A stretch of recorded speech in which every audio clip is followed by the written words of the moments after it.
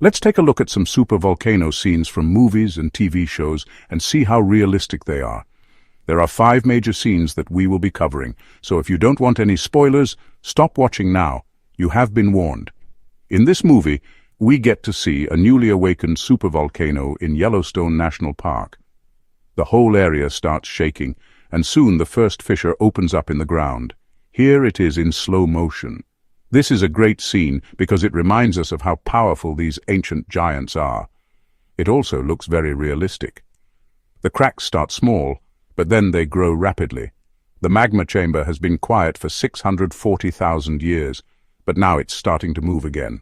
The magma forces its way up through the crust and makes the ground bulge before it finally breaks open. This process is known as doming. If you think about it, it makes sense that the land would dome upwards like this. Magma is pushing up against the rock from below, and there isn't really anywhere for it to go. So it just builds and builds until the surface can't take the pressure anymore and breaks apart. When this happens, it creates fissures in the ground where the hot magma can escape. But the magma doesn't just shoot up into the air. It also flows out onto the surface like lava. And when the lava hits water, it causes massive steam explosions. Steam explosions happen when magma comes into contact with groundwater. The magma is thousands of degrees Celsius hot, and the water turns into steam almost instantly. This causes an explosion that can be hundreds of meters high, and the explosion blasts away everything in the surrounding area. These explosions can be deadly, especially if they blast away large amounts of volcanic ash into the atmosphere. In the movie, we see people trying to run away from the advancing lava lake, but they can't outrun it. And in the end, they get covered in ash, and the screen goes black. Now let's compare what we see in the movie to what would actually happen if the supervolcano erupted. In real life, supervolcanic eruptions are incredibly dangerous. A supervolcanic eruption is different from a regular volcanic eruption because the amount of material that is ejected during an eruption is so enormous. The Volcanic Explosivity Index, or the VEI, is used to measure the explosiveness of volcanoes. The higher the number, the more explosive the eruption. On the VEI scale, regular volcanic eruptions are between 1 and 3. A supervolcanic eruption is a 4 or higher. For reference, Mount St. Helens in 1980 was a VEI 5 eruption, and it was one of the deadliest eruptions in US history. The largest eruption in recorded history was Krakatoa in 1883, and it was also a VEI 5. The biggest supervolcano eruption in history was in the Long Valley Caldera in California around 76,000 years ago. It had a VEI of 8, and it was 1,000 times more powerful than Mount St. Helens. So if a supervolcano were to erupt today, it would be a lot worse than what we see in this movie. To understand just how much material is ejected during a supervolcanic eruption, take a look at this graph. A regular volcanic eruption might eject 10 million cubic meters of material. Krakatoa ejected 21 million cubic meters of material, and the Long Valley Caldera ejected 200 million cubic meters of material. That's 120,000 times more material than Krakatoa. During a supervolcanic eruption, so much material is ejected that it literally blasts away everything in the surrounding area. Anything that is caught in the blast radius is obliterated. So, if a supervolcano were to erupt today, nobody would survive. There wouldn't even be anything left to cover in ash. Now, let's look at this scene from another movie.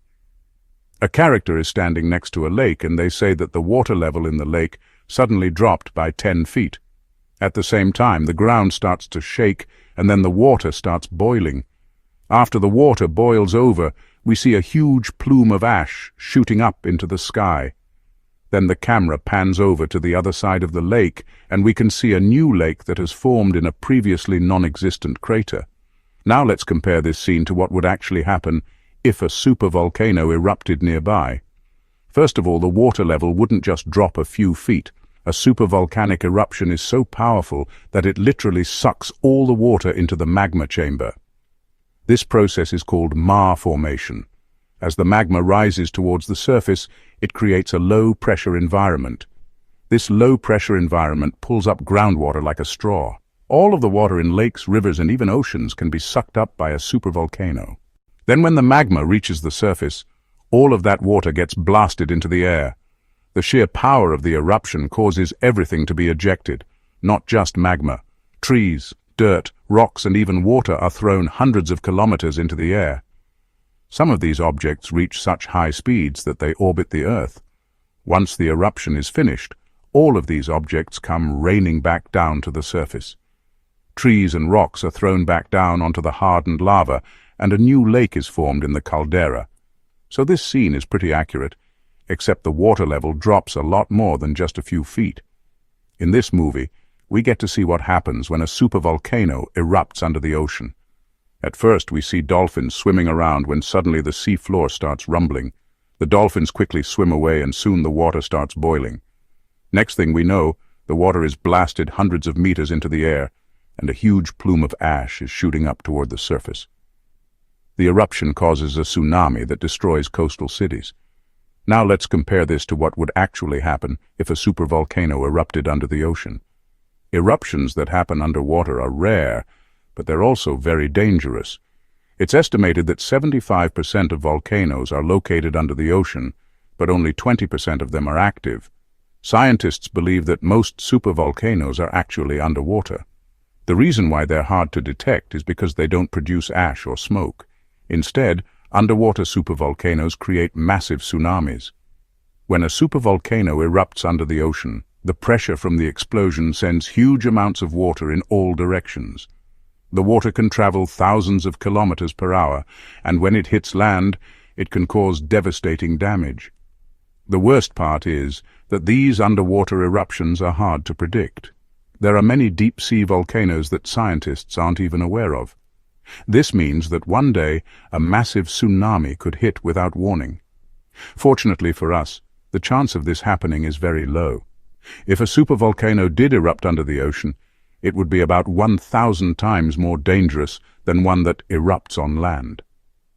In this movie, a character is running through a forest when suddenly the ground starts shaking. He quickly runs over to a river and starts drinking water. He takes off his jacket and covers his mouth and nose, and then he dives into the river. As he swims underwater, we can hear a loud explosion. He comes up for air and coughs a lot. He takes a quick glance behind him and sees a wall of ash coming his way. Then the screen goes black. Now let's compare this scene to what would actually happen if a supervolcano erupted nearby. If a supervolcano were to erupt near you, you wouldn't be able to hide. The eruption blasts away everything in the surrounding area, and the ash is so thick that it blocks out the sun. The ash also blocks out oxygen. The ash and gases emitted during the eruption can cause thousands of deaths per year. People die from breathing in the toxic air and the falling ash. Ash can also burn crops, ruining the food supply. So even if you manage to survive the initial explosion, you might not survive the aftermath. The good news is that a supervolcanic eruption only happens once every 27,000 years. So our chances of being around for one are slim. In this movie, we see what happens after a supervolcanic eruption. Everything is covered in ash, and the sun can barely shine through. People are walking through the ash when suddenly the ground starts shaking again. Everyone runs for their lives as the ground splits open and more magma starts flowing out. Now, this scene isn't too unrealistic. After a supervolcanic eruption, there's always the chance that the magma chamber isn't empty. Sometimes a second eruption happens shortly after the first one. This is exactly what happened in the Long Valley Caldera in California. The first eruption was around 76,000 years ago, and the second one was only 6,000 years later.